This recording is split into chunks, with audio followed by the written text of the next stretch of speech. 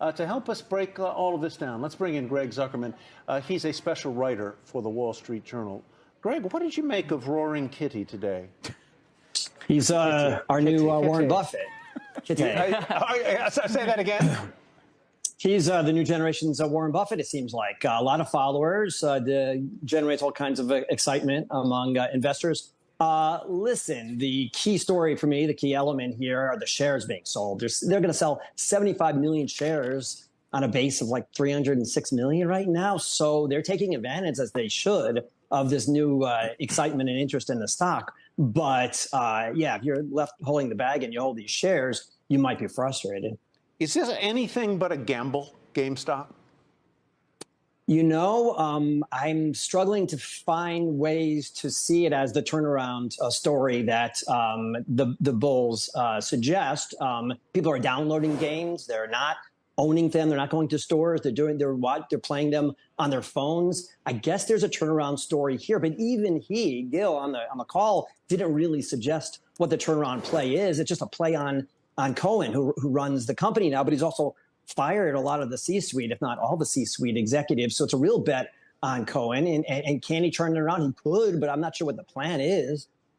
And Karen was saying earlier, and it was something that we were talking about around the newsroom earlier today, is that Roaring Kitty seemed rather caged legally. In other words, he was very careful, and he was full of sort of disclaimers, I guess I would say. Yeah, he's a smart guy. Listen, to me, what I found interesting was that he said he's not working with anyone, which came as a surprise to some of us. So where does he get his money? Is it all his? Nobody's backing him?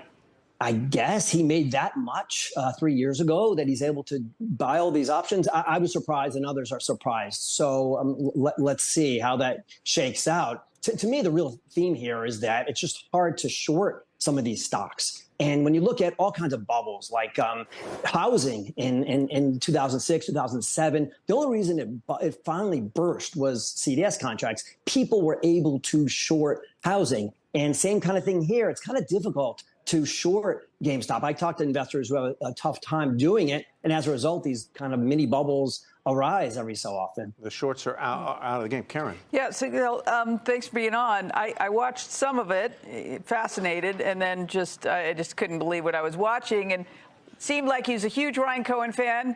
Like he believes in him. But at no point did I hear of him thinking there was any specific plan to do anything with that money that would generate a return. Did I miss the whole show? I mean, that's our understanding, too, at the Wall Street Journal.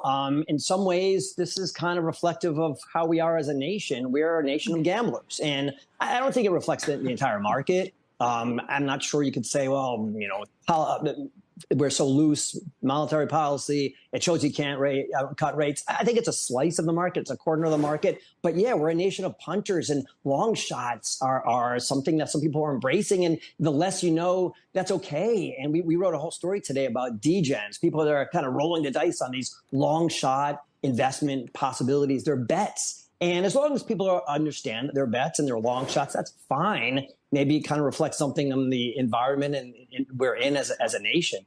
What rock and roll singer does he rather resemble, Tim? Kid Rock. Axl Rose. Axl Rose. He's got some, by the way, he's got a little Axl Rose in him. His real name is Bill Bailey. Greg, and Greg, you knew that because I bet you rocked to some GNR.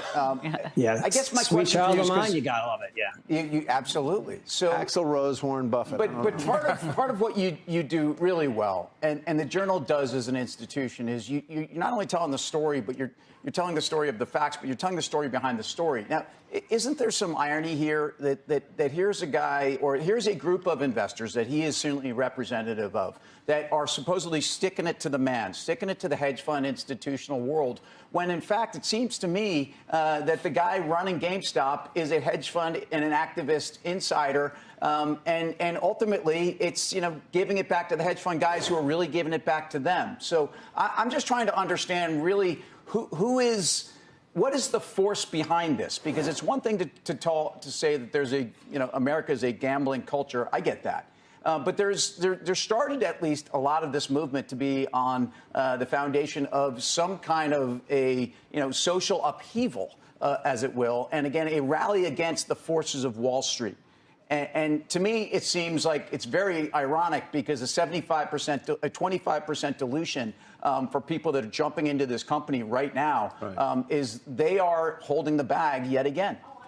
Yeah, it's a great point. And even more so, I mean, who's done really well today? You would think it's the Citadels of the world, the man, as it were, on Wall Street, the establishment, the people who are trading this stuff and happy to make a spread on these kinds of things and enjoy those profits. Yeah, I think it does suggest that there are people in this country, especially young people, that have frustrations. Maybe they emanate from 2008. Maybe they emanate from the fact that they haven't really been able to get ahead. They see housing prices and other kind of things and inflation, and there's a frustration, and they'd rather embrace long shots in their lives, and maybe they're a little uninformed. And it's not just about this, about other things too. You see campus protests and other kind of things that they're rallying behind without really knowing what they are sometimes in some cases. And it's sort of concerning for some of us who are watching this happen. All right, guys, this is the part of the video where I break down the stocks that were mentioned in the CNBC clip. Today was all about GameStop, so we're just going to be looking at it in depth. Here was the first initial run in 2021. Before this split, it went from, I think, under $5 to over $500,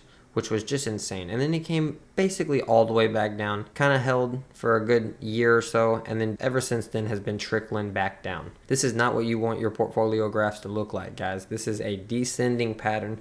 There's so many stocks that have the exact opposite of this that are going straight up and to the right. I understand the movement. I understand sticking it to Wall Street. I understand the short float, roaring kitty. I understand all of it, guys. You don't want your money in this. This is straight up gambling. This is not stock investing. But we're going to take a look at it. These last few days, what is this? Under 10 to over to about 65, guys. Just a good 567% gain.